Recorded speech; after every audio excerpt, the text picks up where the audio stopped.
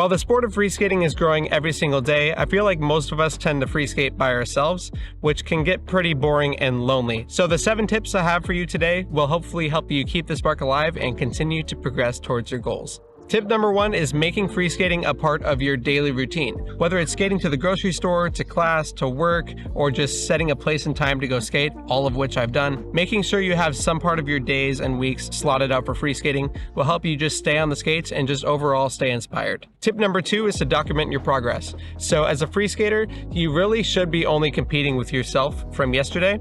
So a good way to do that is by keeping a journal and writing down your progress, or you could film yourself, look back at your clips, and analyze maybe what you're doing wrong or what you might be doing better today. It's always fun to look back at old clips and see how far you've come. And then even better, you could start posting your clips to social media. This could be a good way to get feedback from other freeskaters and improve that way.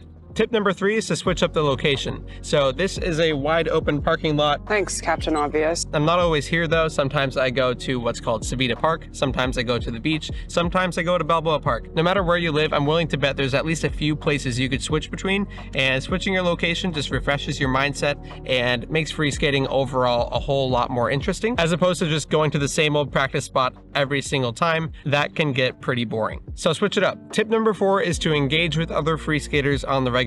This doesn't have to be in person. I think social media is a perfect place for this, whether it's through IG DMs or the YouTube comments or a Facebook group like Global Freeskaters. Many of my personal friends I've made through the internet. And that's because as a freeskater, there hasn't always been this big group of freeskaters around me. So somewhere like Instagram is a perfect place to meet other freeskaters, talk about different tricks or technique, sharing videos back and forth, talking about where this sport is headed. I have conversations like this every single week, and it's one of my favorite things about being a part of this community. Tip number 5 is to set some goals. So with freeskating, there's many things you could shoot for. It can be a specific trick, or it could just be a skill or some sort of technique. There's many things you could try to do. Maybe work on your pumping technique. Maybe you have a trick you want to learn, like a 180, a throwback, or just riding switch. Having goals like these and then writing them down should really give you something to shoot for, as opposed to going out and aimlessly freeskating and not really knowing what to do.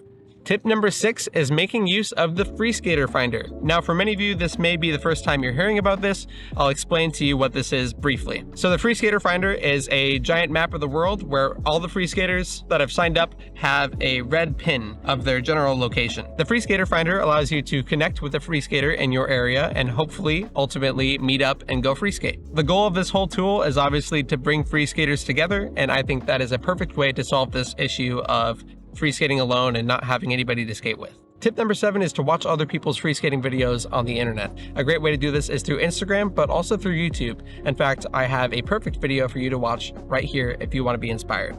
Thanks so much for watching. Hope you liked the video and roll with us.